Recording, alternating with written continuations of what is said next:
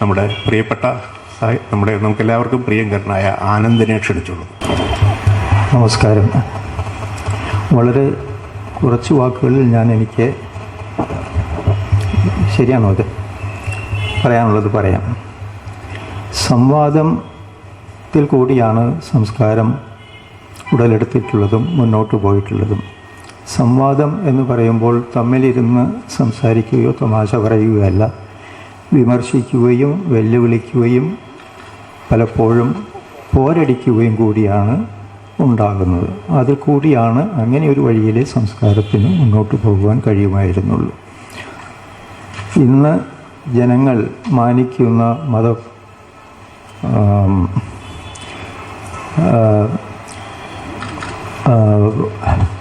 പ്രവാചകന്മാരോ മതങ്ങളുടെ ഗുരുക്കന്മാരോ എല്ലാം തന്നെ അവരുടെ മുമ്പിലെ തലമുറയെ വിമർശിച്ചും വെല്ലുവിളിച്ചുമാണ് അവരുടെ പന്ഥാവ് തുറന്നിട്ടുള്ളത്. ജീസസ് ക്രൈസ്റ്റ് എത്ര കഠിനമായാണ് സ്വന്തം കാലത്തെ പുരോഹിതന്മാരെയും പരീശന്മാരുടെയും വികാരങ്ങൾക്ക് മുറിവേൽപ്പിച്ചിട്ടുള്ളത്. അതുപോലെ തന്നെ മുഹമ്മദും ബുദ്ധനും സുറാസ്ട്രും എല്ലാവരും തങ്ങൾ എടുത്ത സ്വാതന്ത്ര്യം അവർ പിന്നിലുള്ള തലമുറയ്ക്ക് കൊടുക്കാൻ തയ്യാറല്ലെങ്കിൽ ഈ പ്രവാചകന്മാർക്കോ ഈ ഗുരുക്കന്മാർക്കോ ഈ മതസ്ഥാപകന്മാർക്കോ അവർ അർഹിക്കുന്ന ആ സ്ഥാനം അവകാശപ്പെടാൻ കഴിയുമോ? ഒരു പ്രവാചകൻ്റെയും മതസ്ഥാപകൻ്റെയും കഥയിരിക്കട്ടെ. ഗുരു, ബാബ, ദിവ്യൻ, മാതാവ് ഇങ്ങനെയൊക്കെയുള്ള സ്ഥാനങ്ങളിൽ ഇരിക്കുന്നവർക്ക് ആ പേര് ഉപയോഗിക്കാനുള്ള അർഹതയുണ്ട്. ഒരു മനുഷ്യൻ എന്ന സ്ഥാനം പോലും അവർ അർഹിക്കുന്നില്ല എന്നാണ് എനിക്ക് പറയാനുള്ളത്. എൻ്റെ പിന്നാലെ വരുന്നവൻ എൻ്റെ മുമ്പേ നടക്കുന്നവനായിരിക്കും എന്നൊരു വാചകം എങ്ങനെയോ ബൈബിളിൽ കടന്നുകൂടിയിട്ടുണ്ട്, സ്നാപക യോഹന്നാൻ്റേതായി.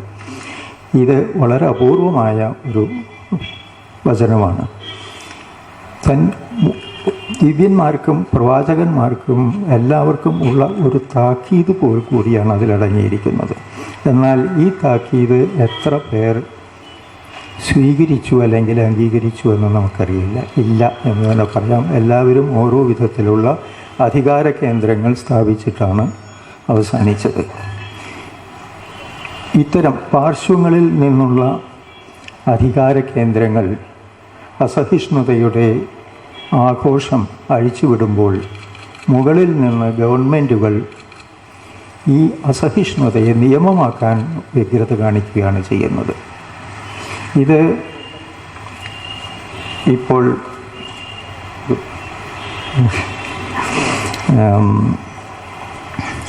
മാതാ അമൃതാനന്ദമയി മഠത്വത്തെ സംബന്ധിച്ചുള്ള വിവാദവും അതിനെ പിന്നീടുണ്ടായ സംഭവങ്ങളും അക്രമങ്ങളും അതിൽ ഒരു അവസാനത്തെ ഒരു സംഭവം മാത്രമാണ്. ഇതിൻ്റെ മുമ്പിൽ നോക്കുകയാണെങ്കിൽ നീണ്ട ശൃംഖല കിടക്കുന്നുണ്ട്. ഈ തൃശ്ശൂർ നഗരത്തിൽ തന്നെ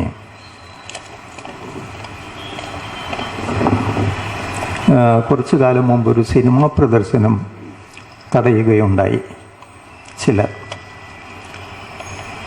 ഡോണിഗറുടെ പുസ്തകം പൾപ്പായി കഴിഞ്ഞു. രാമാനുജത്തിൻ്റെ പുസ്തകം ദില്ലി യൂണിവേഴ്സിറ്റി നിരോധിച്ചു.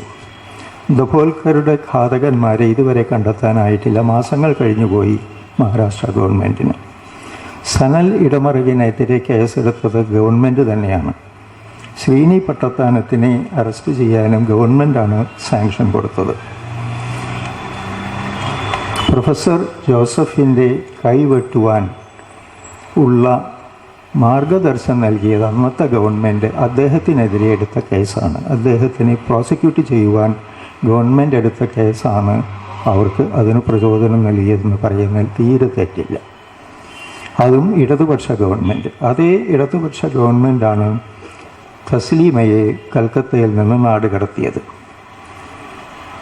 പുസ്തകങ്ങൾക്കും ഒരു സെൻസർ ബോർഡ് വേണമെന്ന ഒരു ഡിമാൻഡ് ഈ സാഹിത്യ അക്കാദമിയുടെ പക്ഷത്തു നിന്ന് കുറച്ചു കാലം മുമ്പുണ്ടായി.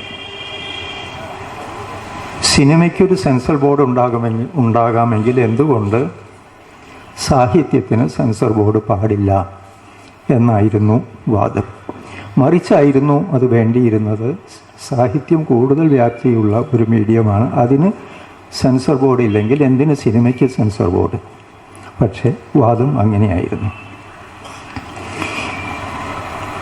ഇനി അടുത്ത് വരുവാൻ പോകുന്നത് ഒരു ഫാസിസ്റ്റ് ഗവൺമെൻറ് ആയിരിക്കുമോ എന്ന ആശങ്ക എല്ലാവർക്കുമുണ്ട്.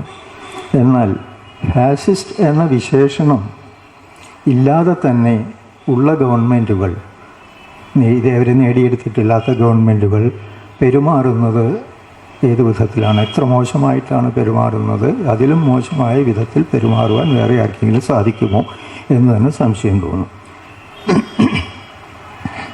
ഇതിനെല്ലാം സഹായകമാകുന്നത് നമ്മുടെ ക്രിമിനൽ ലോയിൽ കടന്നുകൂടിയിട്ടുള്ള അല്ലെങ്കിൽ പണ്ടേ തൊട്ടേ ഉള്ളതും കാലഹരണപ്പെടേണ്ടതുമായ ചില ക്ലോസുകളാണ്, ചില സെക്ഷനുകളാണ്. ഞാൻ അതുകൊണ്ട് വ്യക്തമായി നമുക്ക് മുമ്പോട്ട് വയ്ക്കേണ്ട ഒരു ഡിമാൻഡ് എനിക്ക് തോന്നുന്നത് ഇതാണ്: അഭിപ്രായ സ്വാതന്ത്ര്യത്തെയും സ്വതന്ത്ര ചിന്തയെയും അന്വേഷണത്തെയും സാമൂഹ്യ പരിഷ്കരണത്തെയും തടയുന്നതും അന്ധവിശ്വാസങ്ങൾക്കും അനാചാരങ്ങൾക്കും വിശ്വാസത്തിൻ്റെ പേരിലുള്ള ചൂഷണത്തിനും സഹായകമായി നിൽക്കുന്നതുമായ നിയമങ്ങൾ, ഉദാഹരണം IPC 124A, 153A, 153B, 292, 293, 295A തുടങ്ങിയവ ഭേദഗതി ചെയ്ത് കാലോചിതമായി ഭേദഗതി ചെയ്യുക, അല്ലെങ്കിൽ റദ്ദാക്കേണ്ടടുത്ത് റദ്ദാക്കുക തന്നെ ചെയ്യുക. ഇതൊരു ഔദാര്യമല്ല, ഇത് നമ്മളുടെ അവകാശമാണ്. ഒരു ജനാധിപത്യ വ്യവസ്ഥിതിയിൽ വേണ്ട സംഗതിയാണ് ഭരണഘടനയുടെ പേരിൽ സത്യം ചെയ്തിട്ടുള്ള ഏത് ഗവൺമെൻറ്റും ചെയ്യേണ്ടതാണത്. ഉദാഹരണമായി ഭരണഘടനയിൽ സെക്ഷൻ 51A പറയുന്നത് ഇങ്ങനെയാണ്: it shall be the duty of every citizen of India to develop scientific temper, humanism and the spirit of enquiry and reform. ഈ ക്ലോസ് ഭരണഘടനയിലുണ്ട്. ഈ ഭരണഘടനയുടെ പേരിലാണ് ഓരോ ഗവൺമെൻറ്റും സത്യപ്രതിജ്ഞ ചെയ്യുന്നത്. ഒരു പൗരൻ എന്ന നിലയിൽ നമുക്കുള്ള ഈ അവകാശം, നമുക്കുള്ള ഈ കർത്തവ്യം നമ്മളെ നിറവേറ്റുവാൻ ഗവൺമെൻറ് അനുവദിക്കുക, സഹായിക്കുകയാണ് വേണ്ടത്, അനുവദിക്കുകയെങ്കിലും ചെയ്യുക. രണ്ട് കാര്യങ്ങൾ കൂടി പറഞ്ഞിട്ട് ഞാൻ അവസാനിപ്പിക്കാം. നിരോധനം, ഒരു പുസ്തക നിരോധനം എന്ന് പറയുന്നത് വാസ്തവത്തിൽ കൂടുതൽ ബാധിക്കുന്നത് അനുവാചകരെയാണ്, റീഡേഴ്സിനെ, പുസ്തകം അല്ലെങ്കിൽ ഏതെങ്കിലും കലാസൃഷ്ടിയുടെ. കാരണം ഒരു ഗ്രന്ഥവും ആര് എഴുതിയതായാലും പൂർണ്ണമല്ല, അപൂർണമാണ്. ഒരു പ്രോസസ്സിൽ കൂടിയാണ് നമ്മളെല്ലാം എഴുതുന്നത്. ഒരു എഴുത്തുകാരൻ, അയാളുടെ ഫിക്ഷനാണെങ്കിൽ അയാളുടെ ഭാവനയുടെ സൃഷ്ടി, ചരിത്രമാണെങ്കിൽ അയാൾ കണ്ട വസ്തുതകളുടെ പേരിലുള്ള നിഗമനം, ഫിലോസഫി ആണെങ്കിൽ അയാളോ അവളോ അവൾക്കോ ഉള്ള ദൃഷ്ടികോണം. അതുകൊണ്ട് എല്ലാം സബ്ജക്റ്റീവാണ്, അല്ലെങ്കിൽ അപൂർണമാണ്, അല്ലെങ്കിൽ അധാതുര പകുതിയാണ്. ഇതിനെ മുഴുവനാക്കണമെങ്കിൽ അനുവാചകൻ വേണം, റീഡർ വേണം. ആ റീഡർക്കും അനുവാചകനും ആ അവകാശം കിട്ടിയില്ലെങ്കിൽ ഈ സൃഷ്ടി എല്ലാം അവയുടെ ധർമ്മം പകുതി വരെ ചെയ്തു പോകുന്നു. സാഹിത്യകാരനെ സംബന്ധിച്ചിടത്തോളം പ്രശ്നമില്ല, അയാൾ എഴുതിപ്പോയി. ബാക്കി അനുവാചകനുള്ള അവകാശം നിഷേധിക്കപ്പെടുന്നു. ഇത് നിരോധനങ്ങളുടെ പേരിൽ വാദിക്കുന്ന ആളുകൾക്ക് കൂടി അവരുടെ കൂടി താല്പര്യമാണ്. കാരണം ഏത് ഗ്രന്ഥമോ ഏത് കലാസൃഷ്ടിയോ അവർ നിരോധിക്കണമെന്ന് ആവശ്യപ്പെടുന്നുവോ അതിനെ വിമർശിക്കണമെങ്കിൽ, അതിൻ്റെ പേരിൽ ചർച്ച നടക്കണമെങ്കിൽ അത് അവൈലബിൾ ആയിരിക്കണം. അതിനെ തടഞ്ഞു വയ്ക്കുകയാണെങ്കിൽ പിന്നെ എങ്ങനെയാണ് നടക്കുക? ഒരു കാര്യം കൂടി, ചിന്താ സ്വാതന്ത്ര്യം, അഭിപ്രായ സ്വാതന്ത്ര്യം ബുദ്ധിജീവികളെ മാത്രം ബാധിക്കുന്ന ഒരു സംഗതിയാണെന്നൊരു ധാരണയുണ്ട് പൊതുവെ. ഇത് അബദ്ധമാണ്. ബുദ്ധിജീവികൾ വളരെ സമർത്ഥന്മാരാണ്. അവർക്ക് ആവശ്യം വന്നാൽ എങ്ങനെ രക്ഷപ്പെടാമെന്ന് അറിയാം. ഏത് വാതിലിൽ കൂടി കടന്നു പോകാമെന്ന് അവർക്കറിയാം. അതറിയാത്ത ഒരു വർഗമുണ്ട്.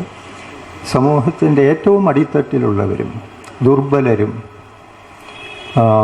മാർജിനലൈസ് ചെയ്യപ്പെട്ടവരും ആയ മനുഷ്യർ. അവരിലേക്കാണ് ഈ നിരോധനത്തിൻ്റെ ഈ വയലൻസ് അരിച്ചരിച്ചിറങ്ങി അവസാനം തളം കിട്ടുന്നത്. അവർക്ക് പുറത്തേക്ക് ഇറങ്ങാൻ വഴിയില്ല, അറിയില്ല. അവസാനം ഈ പ്രശ്നം മുഴുവനും ചെല്ലുന്നത് അവരിലാണ്. അവരാണ് സഹിക്കുന്നത്. നിത്യവും നമ്മുടെ മുമ്പിൽ വരുന്ന റിപ്പോർട്ടുകൾ ജാതിയുടെയും മതത്തിൻ്റെയും പൊളിറ്റിക്കൽ പാർട്ടികളും എല്ലാവരും കൂടി ഒറ്റപ്പെടുത്തുന്ന, ഉപദ്രവിക്കുന്ന മനുഷ്യരുടെ കഥകൾ നമ്മുടെ മുമ്പിൽ നിത്യവും വന്നുകൊണ്ടിരിക്കുന്നത് അതാണ് കാണിക്കുന്നത്. Thank you.